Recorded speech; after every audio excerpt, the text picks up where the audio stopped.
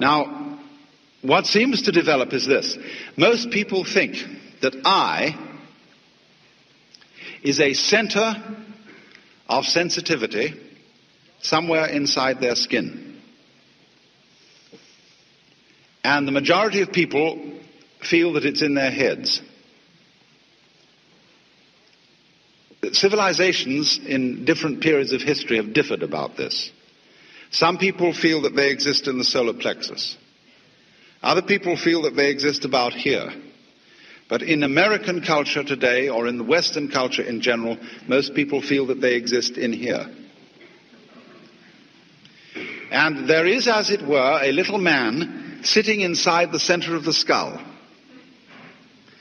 And he has a television screen in front of him, which gives him all messages from the eyeballs. He has earphones on, and that gives him all messages from the ears. And he has in front of him a control panel with various dials and buttons and things, which enable him to influence the arms and legs and to get all sorts of information from the nerve ends. And that's you. So we say in popular speech, I have a body. Not I am a body, but I have one, because I am the owner of the body in the same way as I own an automobile. And I can take the automobile to the mechanic, and occasionally in the same way I have to take my body to the mechanic, the surgeon, the dentist, the doctor, and have it repaired. But it belongs to me. It goes along with me. I'm in it. A child, for example, can ask mother, Mom, who would I have been if my father had been someone else? That seems a perfectly simple and logical question for a child to ask, because of the presumption that your parents gave you your body and you were popped into it, maybe at the moment of conception or maybe at the moment of birth, from a repository of souls in heaven, and your parents simply provided the physical vehicle. So that age-long idea that is indigenous, especially to the Western world, is that I am something inside a body, and I am not quite sure whether I am or am not my body. Some doubt about it. I say, I think, I walk, I talk, but I don't say I beat my heart. I don't say I shape my bones. I don't say I grow my hair. I feel that my heart beating, my hair growing, my bone shaping is something that happens to me. And I don't know how it's done. But other things I do. And next, I feel quite surely that everything outside my body is quite definitely not me. There are two kinds of things outside my body. Number one is other people. And they're the same sort of thing as I am. But also they are all little men locked up inside their skins. And they're intelligent, they have feelings and values, and are capable of love and virtue. But the number two is the world that's non-human, that we call nature. And that's stupid. It has no mind. It has emotions, maybe, in animals. But on the whole, it's a pretty grim business. Dog eat dog. And when it gets to the geological level, it's as dumb can be. It's a mechanism. And there's an awful lot of it. And that's what we live in the middle of. And the purpose of being human is, we feel, to subjugate nature, to make it obey our will.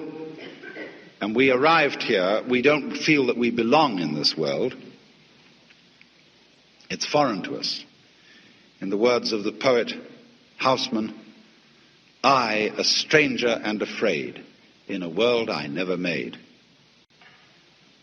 And so all around us today, we see the signs of man's battle with nature. I'm living at the moment in a marvelous house in the Hollywood Hills. And we are overlooking a lake. And on the other side of the lake, the whole hill has suddenly been interrupted with a ghastly gash where they have made level lots for building tract homes of the kind you would build on a flat plain. This is called the conquest of nature. These houses will eventually fall down the hill because they are causing soil erosion and they're being maximally stupid. The proper way to build a house on a hillside is to do it in such a way as to effect the minimum interference with the nature of the hill. After all, the whole point of living in the hills is to live in the hills. There's no point in converting the hills into something flat and then going and living there. You can do that already on the ground. So the more people live in the hills, the more they spoil the hills, and they're just the same as people living on the flat ground. I mean, how stupid can you get? Well, anyway, this is one of the symptoms of our phony sense of identity, of our phony feeling that we are something lonely, locked up in a bag of skin, confronted with a world, an external, alien, foreign world that is not me. Now, according to certain of these great ancient philosophies like Buddhism, this sensation of being a separate, lonely individual is a hallucination. It's a hallucination brought about by various causes, the way we are brought up, being the chief of them, of course. I remember as a child, and you probably have very similar memories to mine, that all our parents were desperately interested in identifying us. Don't you remember that sometimes you went out and played with other children, and there was someone in the group of other children you admired and looked up to, and you came home imitating the mannerisms of that other child? And your mother said to you, Johnny, that's not you, that's Peter. And you felt a little bit ashamed because somehow you had let her down. She wanted you to be you, her child, and not Mrs. Jones's child, Peter. And so in many ways, we are all taught this. For example,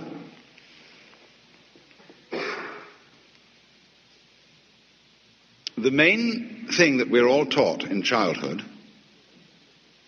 is that you must do that which will only be appreciated if you do it voluntarily.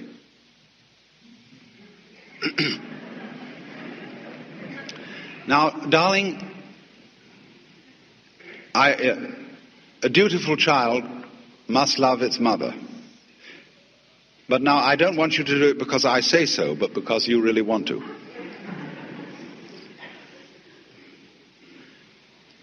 Or you must be free. See, this comes into politics. Everybody must vote. You see, imagine you're members of a democracy, and you must be members of a democracy. See, you're ordered to. Crazy. Also, thou shalt love the Lord thy God. Is that a commandment or a joke?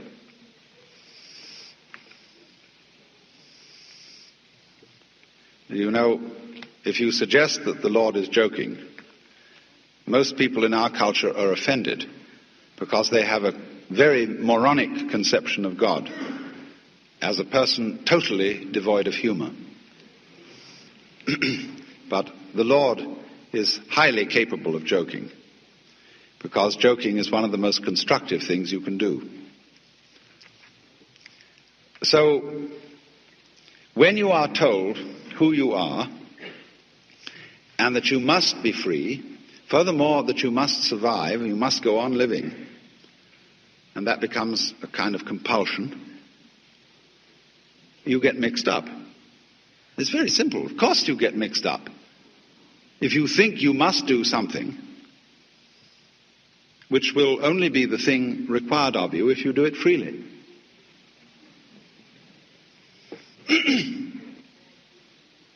These are the sort of influences, then, that cause human beings all over the world to feel isolated,